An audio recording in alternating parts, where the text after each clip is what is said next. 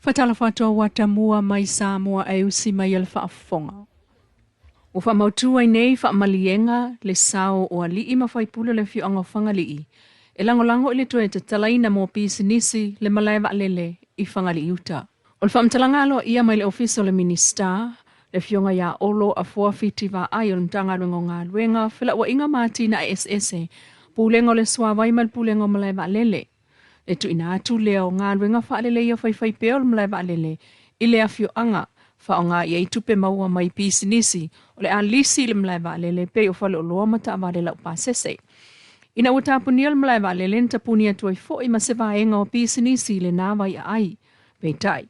O le ngānulu e whaatansi ai o le nuu ma le pulenga o le malaiva lele, pui le saunga le mū, o le fi le mū ma whaaleleia le ati nae, o ta ua e le whaamtalangalo ia mai le ofisa o le minister.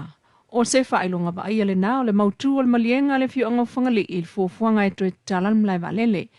Whaafta iai e le fionga olo, le mamalo le fioanga I le a fio la tama, a fio tuisunga le tā wama lua manwai, a fio ngafa, ala le taipu le mangafa mal whainga, ma ila uan talia le tānoa, su maile inganga o le fale ma le nofo ai tu ainga, ia sa le polu.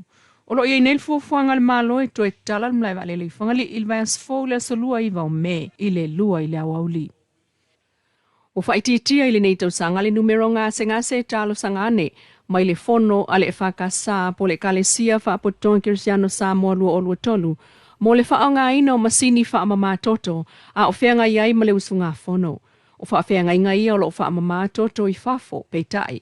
O le whaamanuianga I le whalma I whaamama toto I Samoa, lo mwhai ai lava o na whaawau mai I Samoa o la totonga fistinga, a o whianga iai mga aluenga, le au nanga I le atua. Na sao no le fionga le tamai taipule o le renal service, po o le whalma I whaamama toto le sunga Christina polo ai to whaina o fsingia le tiopolensia. Ua pa ui fole numero tal sanga mai le fono le whakasa I malua, mo le whaao ngā ina o masini whaamama I le nei tau sanga.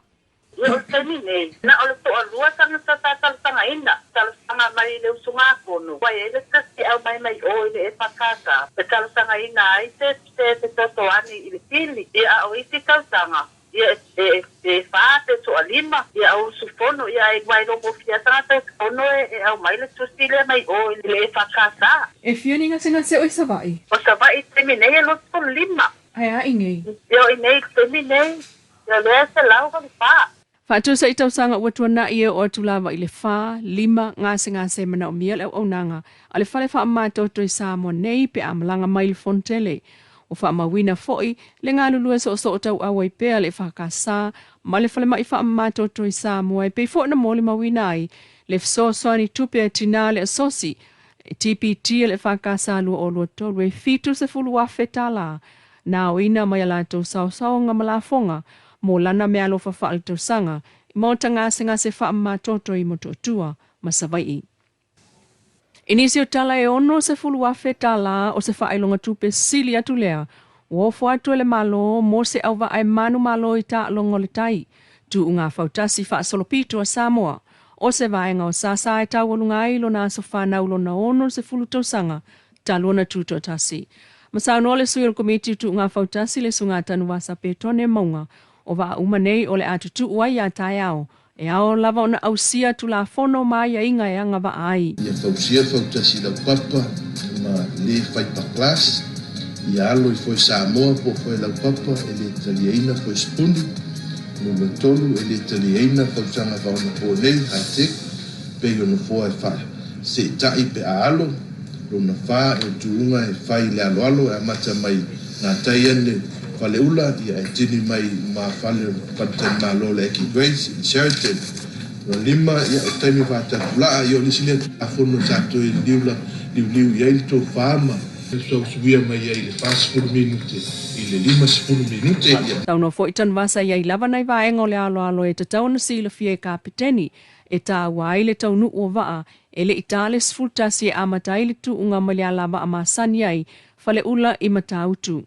E pupanga I tauna tātu tasiu tātu a mata mai o na le ia nai vaenga o le track pole course ia e mautinoa pe mawalunga pe I maulalo tai ia e la ia na I toa na e ono pole foi ina ne ia fai nai se va o le alai iai fofanga I tauna tales futasi ia por afa por se fur ia mo tatou iai uma I o fasauni ai mo le taimi o le amataino le tatou unga. I le umane o se inga ala baa, wa pito ai iuta, I le ala baa numero tasi le telefoni mai ainga le tai.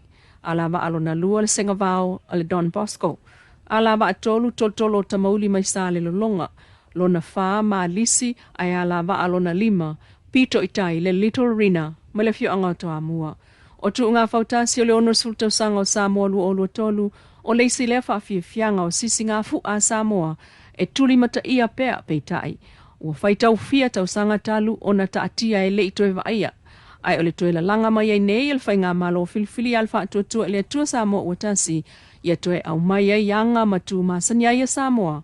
Ai maise o le tau alunga ina o lona ono se fulu tau sanga, o lona sa o tonga mai pulenga whaakolone. O le umane ai o le tu ngā va ai le sfrei le name ta pēna I loa le malo e masi atu I savai, mo le isi fo I vaenga o le tau alunga o le whaailoanga ina lea. O le taunu uai o le Ekalesia Katoliko Roma I le ala tele. O le sauninga e whai le fiu ango samalai uru le stona I nei.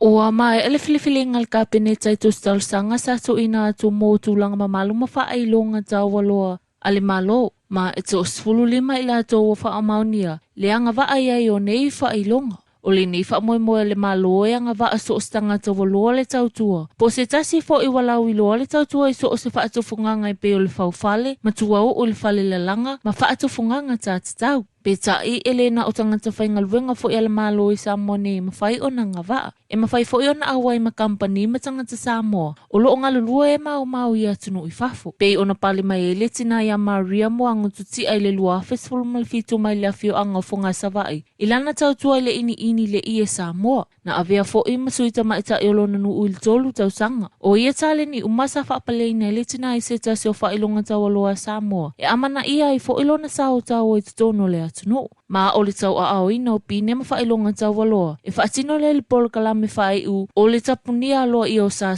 ma whaafiafianga o le ono sfulu tau sanga. O le tuto o tasi o Samoa. I le pole a solulu I muli nuu. E luas fululua ta alonga o lo I lalo le whaamalmalunga le Samoa Games lua o lo tolu o lo whaanga solo nei. O le isi lea polo kalame au fia tutono o sa ma whaafiafianga le whaamanatuina o le ono sfulu tau sanga. Ma e wha umai le asfarai le vaiasu nei. Peta ai a matalia I le tai au nei le taamilisanga le ta alonga le ta polo po le golf. Le ai au fia tutono o ta alonga nei e luas fulumale lua. Ma ua whaatulanga mai e nei le au ta alo mo le ti mua.